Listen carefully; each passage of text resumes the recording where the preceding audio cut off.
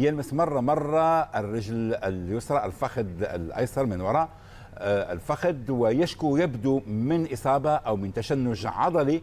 ويبدو أن حتى ميسي بعد مباراة ليفانتي وحينما قام المدرب بتغييره أثناء فترة من بين الشوطين، قرأنا ذلك في الصحافة الإسبانية أنه اشتكى من أرضية ميدان أو أيضا ملعب الكامب نو. الإصرار على، وحتى ميسي كان قبل أن يبدأ الدوري كان هناك مشكوك في أمره، هناك من قال بأنه قد لا يشترك. هل هو إجهاد؟ هل هو محاولة دائما ميسي أن يلعب حتى ولو أصيب؟ نتذكر مباراة باريس سان جيرمان، نتذكر ما حدث في الموسم الماضي. أصبح طري العود، أصبح هشا نوعا ما. لا اظن انه اصبح هشا، ولكن خالد اظن انه لم يتعافى جيدا من الاصابه. نعم. شوف، لا، اصبح هشا بنظر انه لم يتعافى. اصبح سهل الاصابه. هي نفس الاصابه دائما تتكرر عندما